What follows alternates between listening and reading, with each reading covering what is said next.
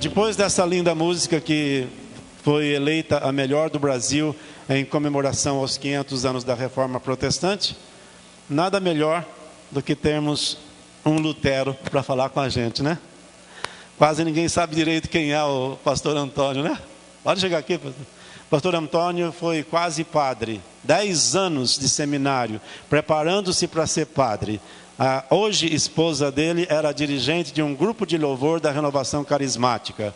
E numa grande concentração em São Paulo, foi dado para eles de surpresa a missão de cantar uma música que exaltava indevidamente a Virgem Maria. E ela é católica carismática. No momento que ela pegou aquele papel, o Espírito Santo disse: você não canta mais esse tipo de música, dentro da Renovação Carismática. Ele no seminário, ela dirigente de um grupo. No final das contas, Deus te fez um rebuliço e eles se casaram. É o pai e a mãe de Jordana Cantarelli. Pastor, seja bem-vindo. O senhor é o nosso Lutero aqui hoje, né? Representante de tudo que aconteceu. Amém. Bom, queridos, bom dia a todos. Ele acabou me entregando, né? Porque onde eu vou o pessoal pergunta: que seminário que eu fui formado, né? Onde é que eu me formei? Na verdade, toda a minha formação teológica foi católica.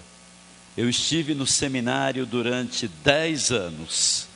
Eu entrei aos 16 anos de idade e um dia eu fui a um culto num lar. E quando eu cheguei, eu estava de passagem por São Paulo, porque eu estava indo para Caxias do Sul.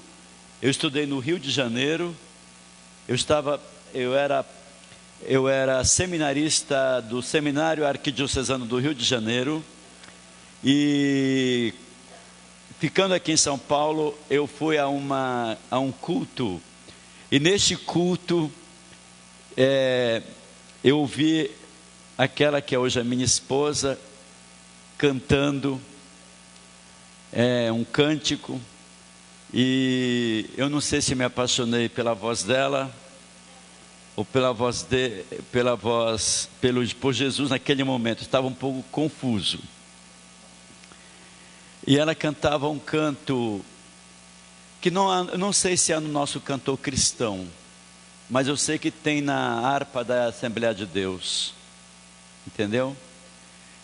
Ela cantava: enquanto para Jericó o bom Jesus passava. Depois tinha um cego que gritava, Bartimeu: ó Jesus, filho de Davi. Ela cantando: tem compaixão de mim, Senhor. Jesus, ó filho de Davi, atenda o meu clamor. Aí eu escutei aquela música primeira vez, ouvi a voz dela. Depois nós tivemos um café, um lanche, que é comum ter, né, nessas reuniões, né? E me aproximei dela. E de lá, isso era numa sexta-feira, nós combinamos de sairmos no sábado seguinte para comermos uma pizza. Você sabe que a Moca, o bairro onde eu moro, é o bairro da pizza, da Moca, São Paulo, Paz de Barros. E aí, aquela noite de pizzaria foi um marco na minha vida. Entendeu? Saí, me casei, aceitei Jesus. Como eu já tinha uma formação teológica, eu fui submetido a um exame pastoral pela Ordem de Ministros Evangélicos do Brasil.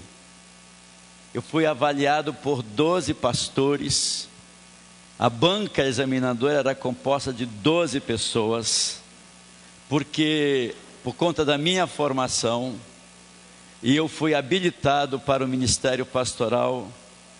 Fui ordenado no dia 12 de dezembro de 1987. E até aqui eu estou fazendo a obra de Deus. Por isso que alguns dizem assim: você tem jeito de padre. Não sei se padre tem algum jeito. Ai, meu Deus. Queridos, mas a história ela é muito longa. Se eu fosse dar o meu testemunho aqui, ia ficar muito longo. Eu fui chamado para dar o meu testemunho, sabe? Mas na verdade, eu lá na igreja católica, eu já tinha a palavra de Deus no meu coração. Eu li a Bíblia.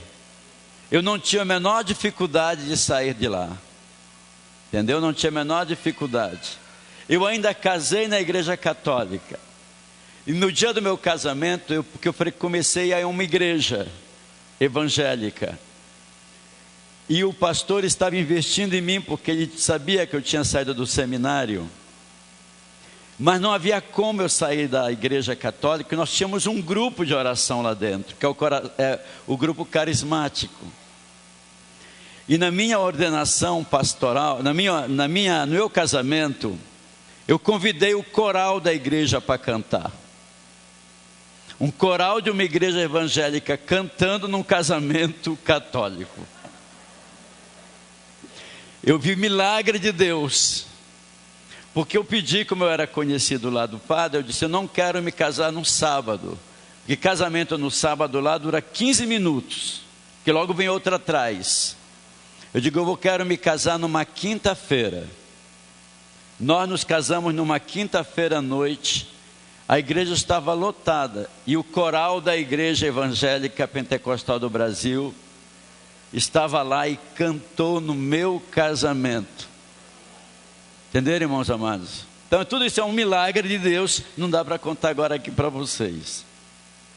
Como eu estou diante de uma igreja, e uma igreja que está celebrando a unidade, e já que ele falou aqui que tem um Lutero no nosso meio, eu vou falar de igreja, igrejas e igreja, rapidamente, tá, queridos? 10h35 eu termino, ok? Igrejas e igrejas. E eu vou me fundamentar numa passagem que todos devem conhecer, todos já viram essa passagem. Está lá no livro do Gênesis. No livro do Gênesis, no capítulo 11. Olha o que diz a Bíblia. Gênesis capítulo 11.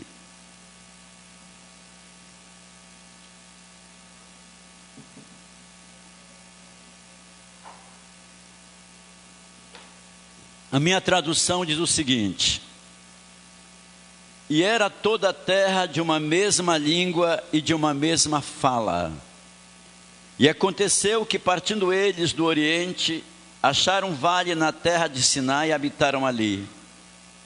E disseram uns aos outros: eia, pois, façamos tijolos e queimamo-los. E foi-lhes o tijolo por pedra e betume por cal. E disseram: eia, edificamos nós uma cidade e uma torre, cujo cume toque nos céus, e façamos-nos um nome, para que não sejamos espalhados sobre a face de toda a terra. Então desceu o Senhor para ver a cidade e a torre que os filhos dos homens edificavam. E o Senhor disse: eis que o povo é um, e todos têm uma mesma língua, isto é, o que começam a fazer. E agora não haverá restrição para tudo o que eles intentam fazer. Eia, desçamos e confundamos ali a sua língua, para que não entenda um ao outro. Soberano Deus, eterno Pai, eu louvo e bendigo o teu nome, porque o Senhor está aqui, e eu sei que o Senhor vai falar conosco. Em nome de Jesus, eu te peço que o Senhor me dê a direção desta palavra, e que eu não fale aquilo que está no meu coração, mas no teu coração. Irmãos, um projeto lindo, mas era um projeto humano. Um projeto lindo, mas era um projeto humano. Qual era o objetivo desses homens daqui? Qual era o objetivo deles? Se unirem para que eles não se espalhassem, para que eles não ficassem dispersos. Você sabe, quando eu leio essa passagem, logo no livro do Gênesis, capítulo 11, é um fato que ocorre antes de Deus ter chamado Abraão. É um fato que ocorre depois do dilúvio. Os homens queriam fazer uma torre que tocasse os céus. Se eu fosse Deus, ainda bem que eu não era, ainda bem que eu não sou, eu teria dito: não precisem fazer essa torre, eu mesmo já vou preparar a torre para vocês. Ou então eu mesmo vou mandar os anjos para ajudarem vocês. Mas aqui, com certeza Deus não ia fazer isso, não fez. Muito pelo contrário. Deus então fez com que cada um começasse a falar uma língua, para que eles não se entendessem, para que eles, portanto, eles não se entenderiam, e aí a torre não chegaria a cabo. Como fazer uma torre para chegar aos céus? Quando eu leio esse texto, eu vejo aqui muitas coisas. Eu costumo fazer essa ilustração. Eu não quero entrar no mérito teológico do texto, mas eu quero mostrar aqui, irmãos, que boas intenções, elas não levam ninguém para o céu. É como nós acabamos de cantar essa canção: não há nenhum ato em mim que mereça o céu. Não há nenhuma virtude em mim que mereça o céu. Quando eu olho para esse texto, eu vejo as religiões aqui. As religiões e também algumas igrejas. Elas têm projetos bons. Elas têm um trabalho muito bom. Mas Deus não está lá. Às vezes as pessoas acham que Deus está, mas Deus não está. E aqui eu vejo também, eu vejo religião, os projetos dos homens, eu vejo a sociedade, eu vejo os demais grupos. Semana que vem tem o carnaval, existem escolas de samba. Há anos, elas formam uma comunidade. Existe a Marcha para Jesus em São Paulo, que reúne quase 2 milhões de pessoas. Então existem muitas aspirações que buscam uma unidade. E muitas igrejas, inclusive a Igreja Católica, da qual eu fiz parte há 30 anos atrás, ela tem o que nós chamamos de uniformidade, que é diferente de unidade. Porque a unidade, ela implica em diferenças que são somadas. A uniformidade não há diferença, não há diferenças. Porque o que tem que ser feito é ditado por alguém. Entenderam, queridos? Eu diria que aqui está o mundo antes de Jesus. Aqui está um projeto do homem sem Jesus. Sem Jesus. Porque o projeto de Deus começa a partir do capítulo 12. Quando ele chama um homem num particular e diz: sai da tua terra. E aqui vale lembrar uma coisa: Deus não trabalha no seu início com a massa. Deus poderia ter reunido todo mundo da Mesopotâmia e já ter falado para todo mundo o projeto dele. Seria até muito mais fácil. Mas Deus não trabalha dessa maneira. Deus trabalha através de pessoas. Consciência não se forma a partir da massa, mas consciência se forma a partir de relacionamentos. Então aqui eu vejo um projeto, uma intenção boa. Eles queriam tocar nos céus, eles queriam chegar aos céus, Não tem pessoas que dizem que todos os caminhos levam a Deus, e aí eles acrescentam, desde que faça o bem. Toda religião leva a Deus, desde que faça o bem. Isso é verdade, queridos? Não, não é verdade. Todas as religiões estão certas, todas as igrejas estão certas. Será que isso é verdade, irmãos amados? Existe a igreja certa e a igreja verdadeira? Eu parto do princípio de que a nossa igreja batista é a verdadeira. Entendeu? Eu tenho que preservar o meu peixinho, não é? Eu não me arrisco. Lá em São Paulo, toda hora abre uma igreja.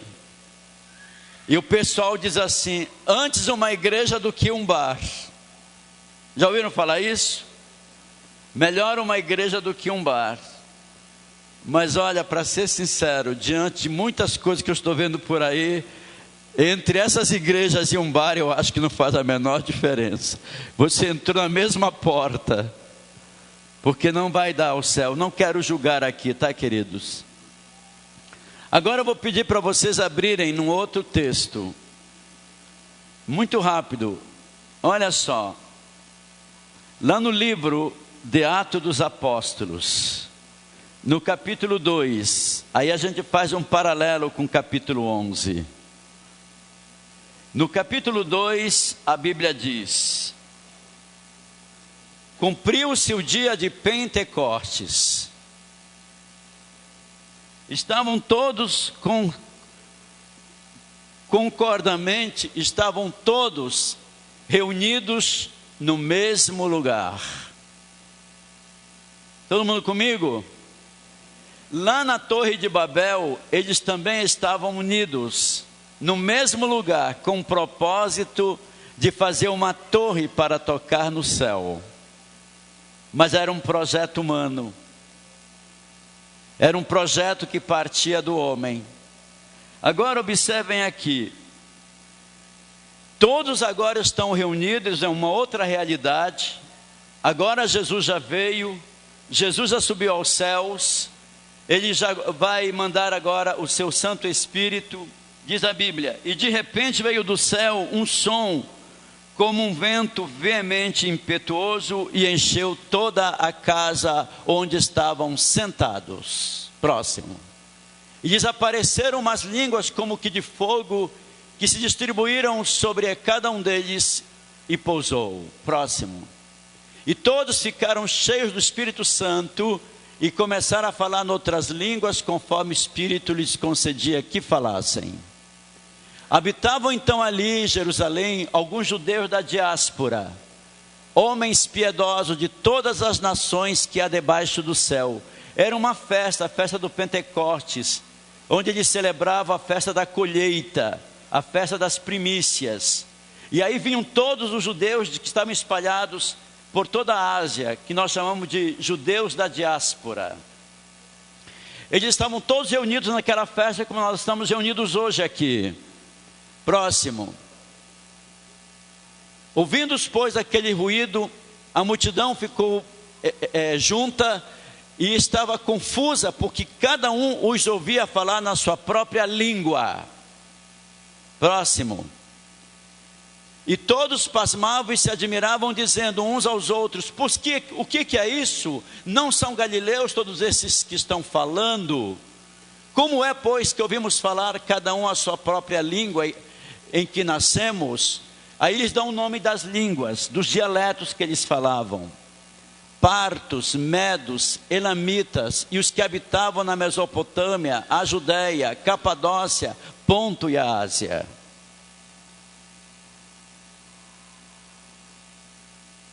Próximo. A Frígia e a Panfilha, o Egito, as partes da Líbia próximas a Cirene, forasteiros romanos, tanto judeus como prosélitos. Havia gente de tudo quanto é lugar. Tudo bem? Próximo. Cretenses e árabes, ouvimos-los em nossas línguas a falar das grandezas de Deus. E todos pasmavam e estavam perplexos, dizendo uns aos outros: O que está acontecendo? O que é isso? E outros até zombavam e diziam: estão cheios, estão embriagados, estão cheios de vinho. Paramos. Qual a diferença entre Babel, a Torre de Babel? Lá eles também começaram a falar em línguas e não se entendiam nada. Agora, o próprio Deus aqui, eles, os discípulos, começaram depois do Pentecostes a glorificarem a Deus, a falarem em línguas, falarem no seu idioma. Não vou entrar no mérito teológico dessa questão, tudo bem, queridos? Eu quero extrair a ideia central. Qual é a essência do livro? Então eu poderia dizer que de Babel, da Torre de Babel, que aconteceu lá pelos anos 5000 a.C., antes de Abraão, da Torre de Babel até Pentecostes, os homens não se entendiam. Os homens tiveram boas intenções, mas eles não se entendiam. Nos nossos dias não há nenhuma diferença, porque nos nossos dias nós também temos muitas pessoas com boas intenções, com aspirações de unidade, mas não se entendem. Queridos, eu gostaria só de falar algo aqui para vocês. Se tem algo na face da terra, como projeto de Deus, para os homens se entenderem,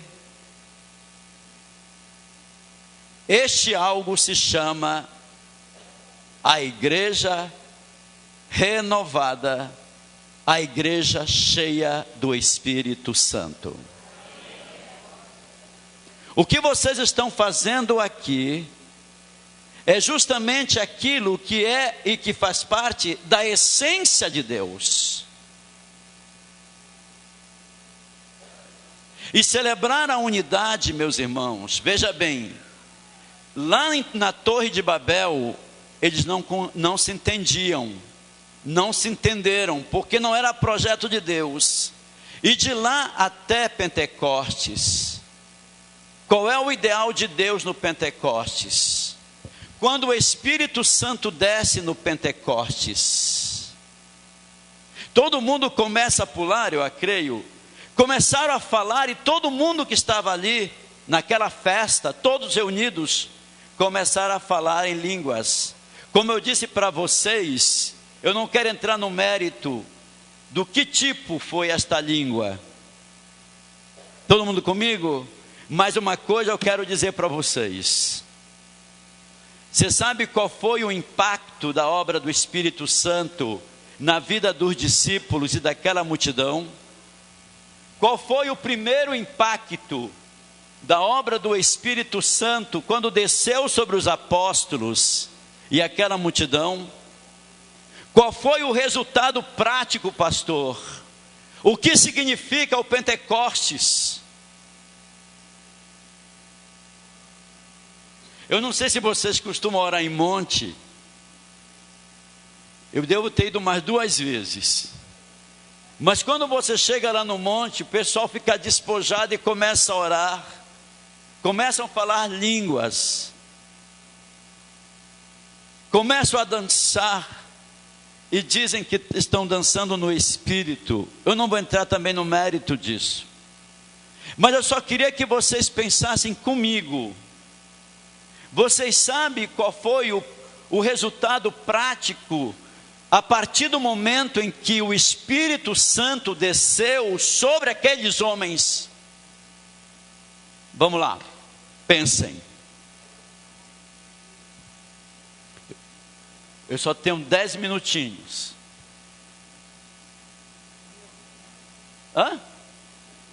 Um entendeu o outro. Testemunharam. União. Almas. Eu quero ouvir uma palavra. Está todo mundo certo, está tudo aqui. Relacionamento. Oração. Adoração. Renascimento. Avivamento. Nós, todo mundo aqui, gostei, o povo interage. Irmãos amados, tudo isso eu resumo numa palavra só. E aqui vocês vão entender a razão pela qual nós estamos aqui. A partir do Evangelho, a partir do Pentecostes, não existe mais barreira.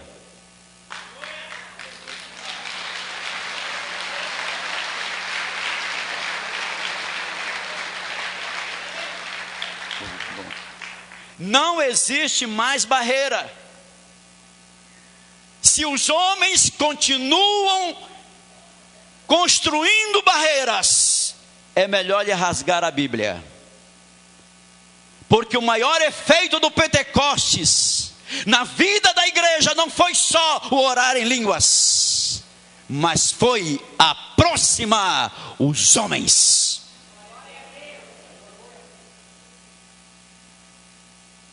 E agora vocês vão me dizer, pastor, o que a gente mais vive na igreja hoje é Pentecoste ou é Babel? O que você falou, irmã? Não temas, não tenha medo. Então fala aqui para todo mundo ouvir. Infelizmente ainda é Babel. Infelizmente ainda é Babel. Por isso que esse projeto aqui, da Igreja Batista, daqui de Ibitinga, ela acredita nessa proposta de Deus. O meu evangelho não é para dividir, o meu evangelho é para aproximar. Oh, de cantar a baçolecas.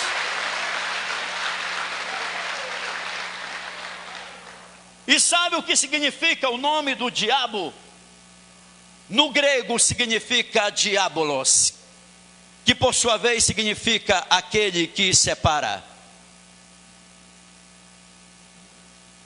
E para celebrar a unidade, irmãos amados, nós precisamos nos despojar de nós mesmos.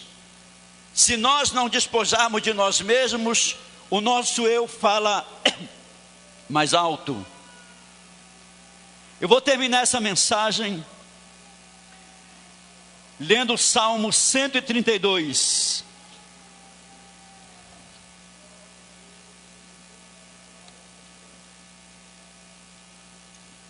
Não quero discutir com os amados.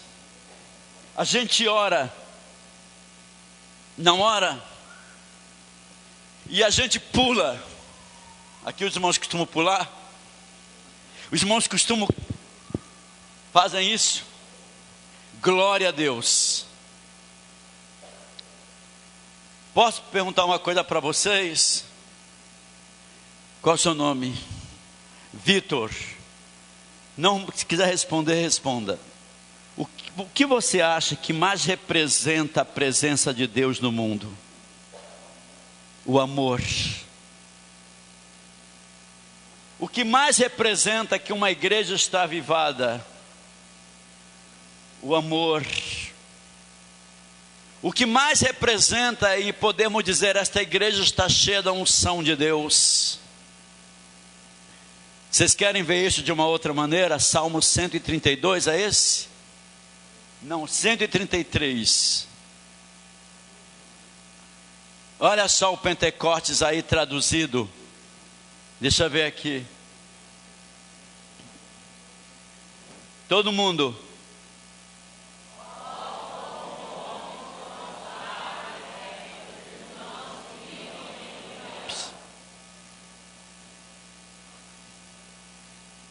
Vocês vieram aqui hoje celebrar a unidade.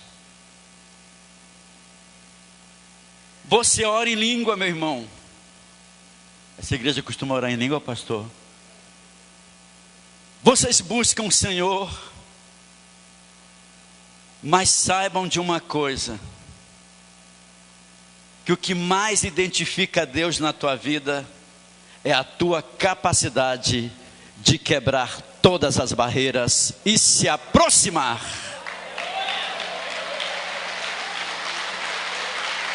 Que bom. Senão não existe. Que evangelho é esse que divide? E isso vale também para o relacionamento marido e mulher. O que o diabo mais quer é dividir a igreja, é criar pessoas que disputam lugares na igreja. O que mais existe no relacionamento marido e mulher é justamente esse conflito de que eu mando, você manda. Aliás, nós não sabemos mais nem quem que manda nessa relação. Mas olha o que o salmista diz: quão bom e quão suave é que os irmãos vivem em união. E aí continua, olha só, olha a unção de Deus. É como, ele faz uma comparação. O que está acontecendo aqui hoje é apenas uma performance, é a ponta de um iceberg daquilo que está ali, ó. Os irmãos em união é como óleo precioso sobre a cabeça, que desce sobre a barba de Arão, que desceu sobre a gola das suas vestes. Portanto, a unidade significa a unção de Deus presente na igreja.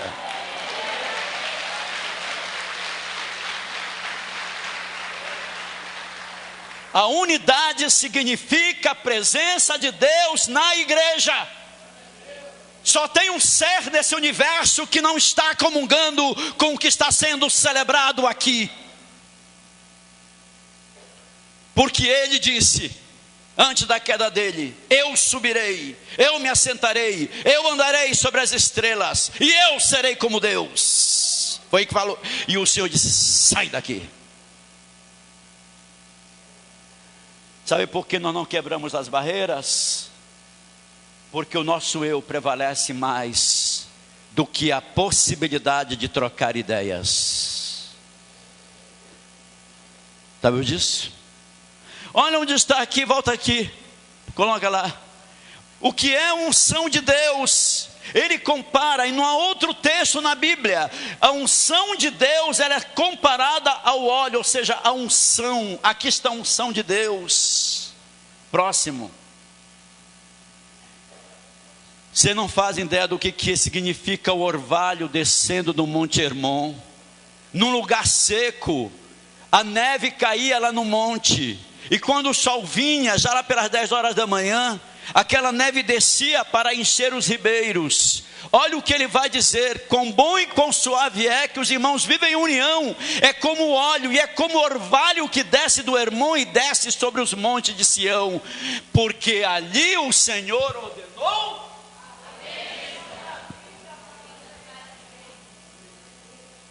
Meu irmão,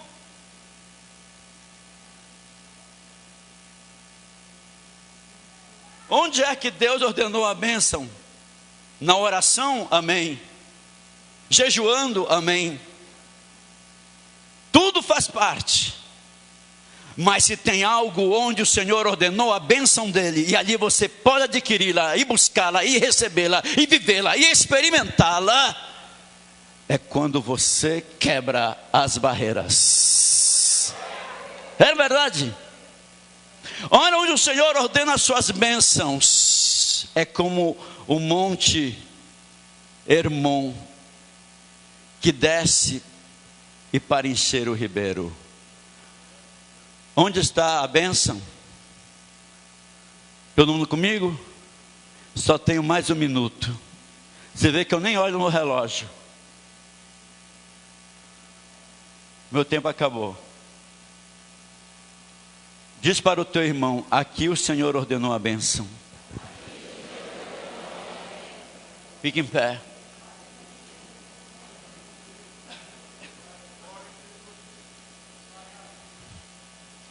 Aqui o Senhor ordenou a bênção. Diga: você não é melhor do que eu. Nós não somos melhores do que ninguém.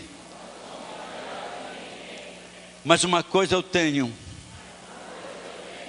Eu quero dividir com você. Eu quero permanecer unido com a igreja. Cadê os líderes das igrejas aqui representadas? Vem cá comigo rapidinho. Posso te pedir isso, pastor? Olha está aqui os líderes. Olha só. O que está sendo comemorado aqui é algo muito profundo. Nós estamos envergonhando o diabo. Posso pedir só uma música, pastor? É a música do Lutero. Essa última. Nada, nada, nada nos faz merecer as coisas de Deus. Mas se tem algo, pastores, que mais comove o coração de Deus, se tem algo onde você coloca o diabo debaixo dos seus pés, é quando você reconhece que nós precisamos estar mais juntos. E é nesse momento, o que diz o Salmo 133? Que o Senhor ordenou as suas bênçãos. Olha que lindo. Nós estamos em Babel ou em Pentecostes? Não, nós estamos em Babel ou Pentecostes? Pentecostes. Nós estamos celebrando a unidade. E se tem algo que mais representa a unção de Deus na terra, qual é, irmã? O que é que mais representa a presença de Deus na terra? A união. A união. E na unidade, ninguém é melhor do que ninguém. Vamos lá? Na unidade, ninguém é melhor do que ninguém. Porque na unidade nós somos... Não, na unidade nós somos um. Oh, glória, vamos lá. E eu termino. A música do Lutero, essa última. Vamos. Meu Senhor, tu me deste por graça.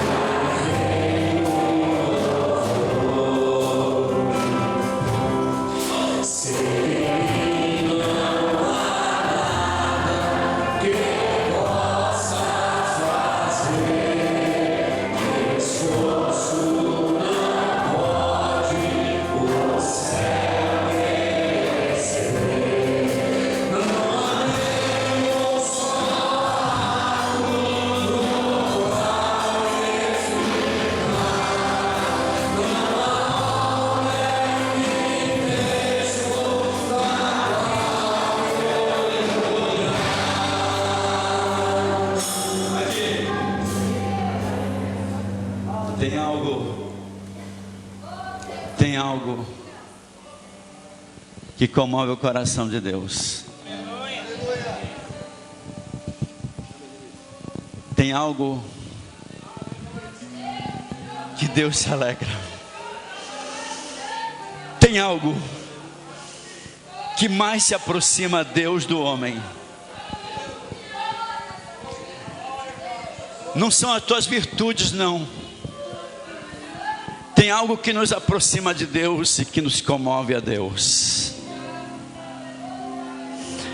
Por isso que o diabo está destruindo famílias. Por isso que o diabo quer ver os pais separados. Por isso que o diabo quer ver os filhos guerreando com os pais.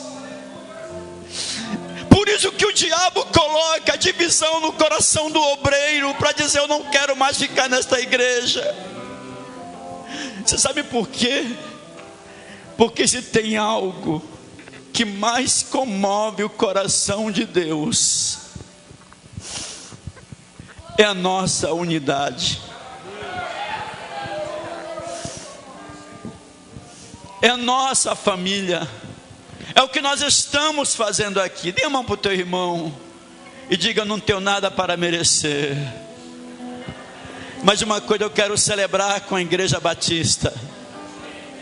Eu quero celebrar a unidade. O ato.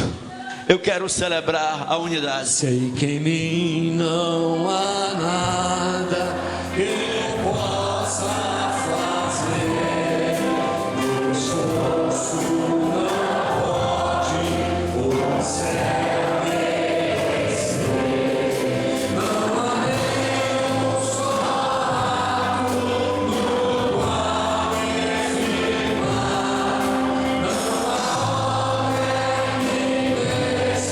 na qual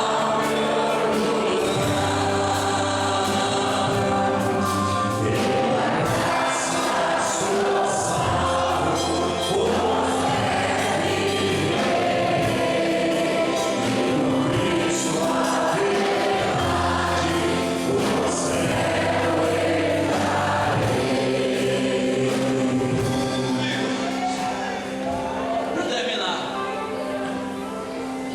Para terminar, eu sei que eu já passei do horário.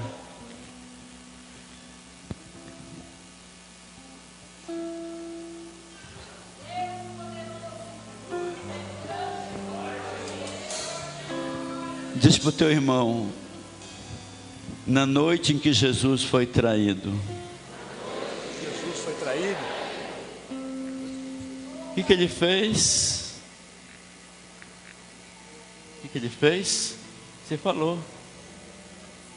Que foi, irmão? Na noite em que Jesus foi traído, Deu graças.